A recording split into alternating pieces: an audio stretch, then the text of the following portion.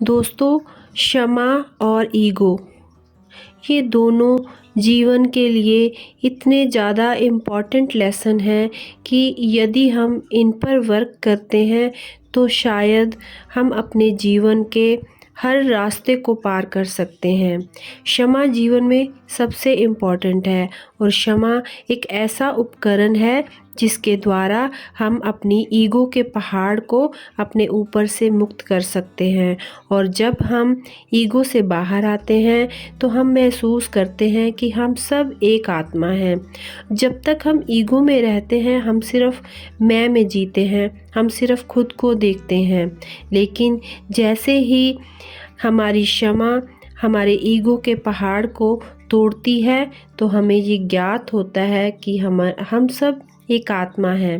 बस क्षमा की कमी के कारण हम इस चीज़ को समझ नहीं रहे थे। तो ये क्षमा इतनी तेज़ी से काम करने लगती है कि हम आसपास के लोगों को क्षमा करने के टैलेंट से जुड़ जाते हैं और इसी प्रक्रिया के द्वारा हम सबके बहुत नज़दीक आने लगते हैं। ईगो में हम जागरूकता की भावना से दूर थे, लेकिन जैसे ही हम जागरूक होते हैं, अवेकन होते हैं, हम सब से प्यार करने लगते हैं। और इसी तरह ट्विन फ्लेम जो हमारी जुड़वां लो है, हमारी आत्मा का हिस्सा है और हम अपने आप में एक द्वंद्व हम अपने अंदर ही जिसे चलाते रहते हैं, हमेशा से शुरू से एक कमी को फील करते रहते हैं, उसे समेटना भी बहुत ज़रूरी है इस क्षमा के द्वारा। और अपनी जुड़वां लो तक पहुंचने के लिए ये क्षमा का पाठ हमें ईगो को छोड़ने के लिए सबसे इम्पोर्टेंट लेसन बन जाता है। तो ये रिश्ता खुद को पूरी तरह से प्यार करना और स्वीकार करना इसके बारे में होता है, क्योंकि हमारे साथी के द्वारा व्यक्त किए जाने वाले जो द्वंद्व हैं और जो पूरक चीज़ें हैं जिन्हें हम अपने बुरे पक्ष के रूप में देखते हैं, उन तक पहुंचाती है। इन्हें सुलझाने और अपने रिश्तों को कायम करने के लिए और अपने आप यानी खुद से, स्वयं से उन बुरे हिस्सों को स्वीकार करना और उन्हें प्यार करना ज़रूरी होता है। और जब ट्विन फ्लेम का रिश्ता हमारी लाइफ से ख़त्म होता है तो हम बहुत ही दर्द, उदासी, अलगाव, नेगेटिविटी में रहते हैं और जिससे हमारा ही नुकसान होता है।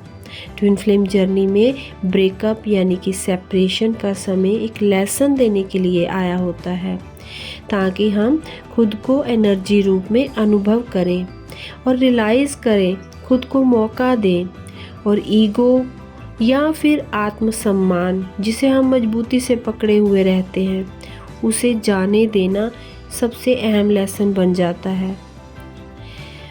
और जैसे जैसे हमारे अंदर ये बदलाव होता है तो एक नया रास्ता हमारे लिए खुलने लगता है। यहाँ पर हम अपनी ट्विन फ्लेम की जुदाई का सामना करने और खुद को दर्द से बाहर निकालने के लिए भटकते हैं। यहीं पर हमारे आधार का सार होता है जिस पर आगे की जर्नी टिकी होती है। सेपरेशन का टाइम लंबा हो या छोटा हो ये मैटर नहीं करता, यहाँ पर मैटर करता है लेसन लेना।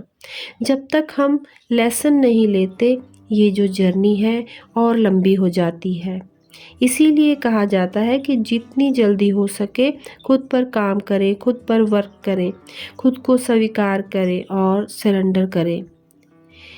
ये बहुत ज़रूरी है, बाकी सब कुछ छोड़ देना होता है। यहाँ पर ये जर्नी है जो इसमें हमें ये भी स्वीकार करना चाहिए कि हमारी ट्विन फ्लेम दूर चली गई है और उसे बाहर ढूंढने की बजाय अपने अंतर मन में ढूंढ लेना चाहिए। जब हम नुकसान और दर्द को गहराई से जान जाते हैं, समझ जाते हैं, इससे उबर आते हैं, तो ये जो हमारी जर्नी है उसमें एक गतिशीलता आ जाती है और हमें रीयूनियन के साइन मिलने शुरू हो जाते हैं जैसे ही हम लेसन लेने लगते हैं। इसीलिए यदि आपको साइन मिल रहे हैं तो समझ लीजिए कि आप लेसन ले रहे हैं और आपकी जो ये जर्नी है उसमें अब गतिशीलता आ रही है। इसीलिए ट्विन फ्लेम जर्नी हर किसी के लिए एक व्यक्तिगत प्रोग्रेस पर डिपेंड करती है। और जब हम रीयूनियन के करीब होते हैं सबक लेने के बाद, तो हमारा प्रेम पहले से भी कहीं ज़्यादा परिपक्व हो जाता है। ये सब काम हमारी एनर्जी करती है। जब हम खिंचाव को फील कर रहे होते हैं तो ये यूनिवर्स का साइन होता है कि हमारी बिछड़ी हुई ट्विन फ्लेम हम तक पहुंचने वाली है। वो वक्त करीब आ गया है। कहने में ये सब बहुत इजी लग सकता है, लेकिन जब ये सब कुछ हमारी लाइफ में शुरू होता है तो बहुत सी कठिनाइयों का हमें सामना करना पड़ता है, बहुत से सैक्रिफाइस करने पड़ते हैं, खुद से लड़ाई लड़नी पड़ती है, दर्द सहना पड़ता है, तन्हाइयों को झेलना पड़ता है, अपनों से दूरी बर्दाश्त करनी पड़ती है। तब जाकर हम इस एनलाइटनमेंट की राह पर पहुंच पाते हैं और खुद को और अपने जीवन को रोशन कर पाते हैं। तो दोस्तों, यदि आपको ये वीडियो अच्छी लगे तो इसे लाइक, सब्सक्राइब और शेयर करना ना भूलें। और इसी के साथ मैं अपनी वाणी को विराम देती हूँ।